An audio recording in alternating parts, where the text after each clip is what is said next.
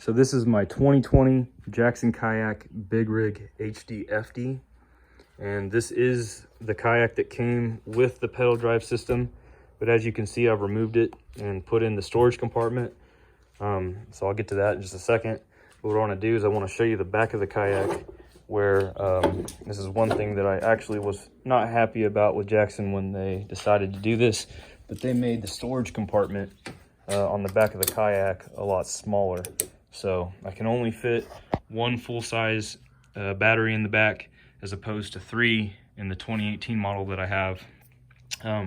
Here I just have one battery. I don't have the electronics on this kayak, so I can get away with using one battery. This battery I've timed out, and it's lasted for 8 hours out on the water.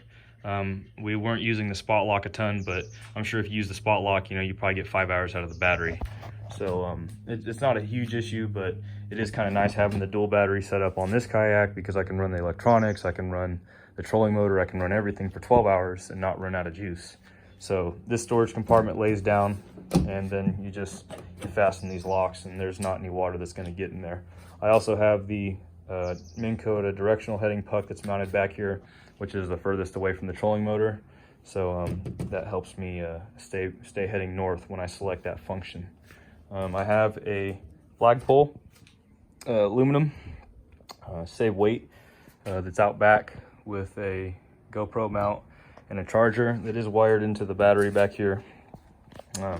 I don't utilize the cup holders anymore now that, or not the cup holders, but the rod holders, now that I have that mount back there. I have a cup holder back here as well with a large storage area for a cooler, tackle box, any extra equipment that I bring with me. I see that Jackson updated the rod holders on the side of this kayak. Unfortunately, they use cheap plastic, and this broke, I think, 2 months after I got the kayak. But it does still function. It just allows it to slide up and down on this rail. I use a lot of heavy swim bait rods, so I have this thing as far back as possible. But that's one thing that I really like about Jackson is they've always had rod storage on the side of the kayaks. I see a lot of guys that use the crate with their rods stored vertically. It doesn't make any sense to me why they do that. I've had very big fish do circles around my kayak, and I know that just storing my rods back there would just get in the way. So I like how they've always had the side storage compartments for the rods. This one on the 18 utilizes a bungee cord. So after I lay my rods in the rod holders, I put a bungee over connecting to the seat, so I'd never lose a rod. God forbid the kayak flips or starts to sink or something like that. So yeah, so I wouldn't lose my rods in that case. Hopefully I'm not in too deep of water.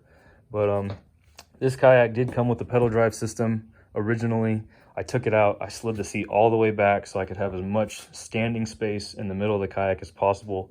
You can tell that I cracked the door on the storage compartment. I think after 6 months of having this kayak with the storage container put in the middle, so that didn't last very long. I haven't really seen about getting a new door yet, but you can also tell where it's just sunk in the middle of the storage compartment from standing on it. And I weigh 165, so I don't think there's any reason for why that should have sunk in. I guess they don't want you standing on it too much. It's more or less just for storage. But I stand on it and I haven't fallen through since. So if I want to put the pedal drive assembly back in, I remove these stainless steel screws and it falls right back in, and I have a pedal drive. So moving forward, I have another storage compartment up here in the front with a large tray.